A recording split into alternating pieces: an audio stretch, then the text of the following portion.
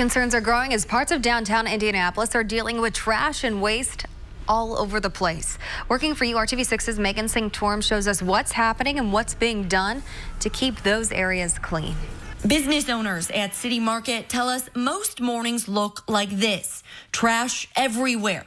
Maintenance crews left to clean the mess each and every day. But even after that, problems persist. I've been seeing a bunch of drug deals, human feces. Large crowds congregating, our cameras even capturing open drug use and possible drug deals. I've had clients cancel because they said they drove around looking for parking and they thought it looked so disgusting. They said, sorry, we love you, but we can't come in there. Brenda Barrett owns Jack's Barber Shop at City Market, but some business owners on the Circle say they're dealing with the same thing. Drugs, fighting, sexual solicitation, it's nonstop, no matter what. Charles Jones owns Road Dogs hot dog stand. He didn't even open for business today. It was so bad. Listen to me, guys. It was so bad that I just had to take a day off. Leaders with IMPD say they are aware of the issue. They're increasing patrols and asking business owners to do their part as well. Better lighting, better marking, more security. Because as police officers, we can't be everywhere at one time. They think the pandemic has led to the closure of some resources the homeless population often uses, and that could be a contributing factor. They say officers are working with some of those people to get them the help they might need.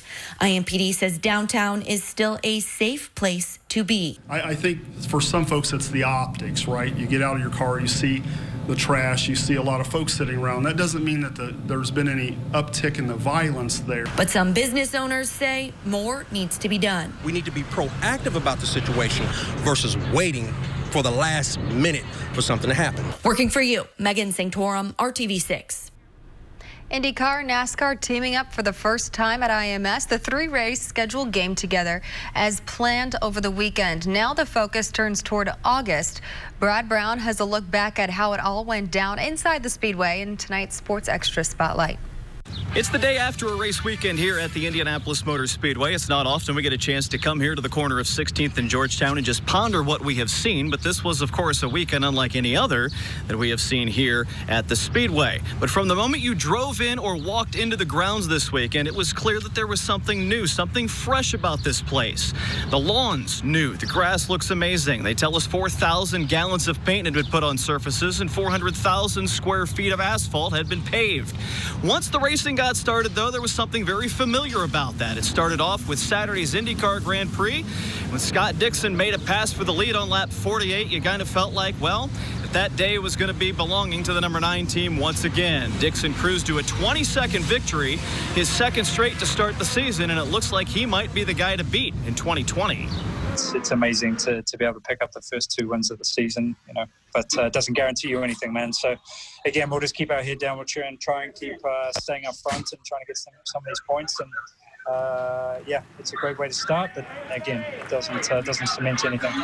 And a bonus for Scott Dixon, I suppose. He gets to be the first to ride that new lift atop Victory Circle. That'll become another tradition for the champions going forward here at the Speedway. Speaking of improvements, we got a chance to look around a little bit of the place this weekend. I can tell you that the restrooms have been improved. Gentlemen, specifically, you'll be glad to know that the troughs are still in place. They are new, but your business will be tended to properly. The PA system has gotten some significant improvements as well. Brad Brown, RTV6 Sports.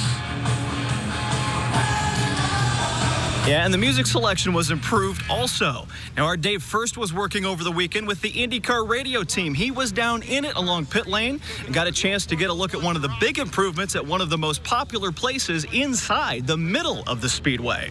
Wanted to give you guys an opportunity to see some of the changes that Roger Penske has made and laid out and planned ever since the announcement late last year. And one of them, new video boards. And at the base of the pagoda, you can see the biggest of the big new video screens. NASCAR provided some drama with its Indy doubleheader as well, from Chase Briscoe's door-banging finish in the Xfinity Series race on Saturday to Denny Hamlin's heartbreak leading to Kevin Harvick's repeat in the Brickyard 400 on Sunday. A couple of guys climbing the fence to a quiet front stretch grandstand.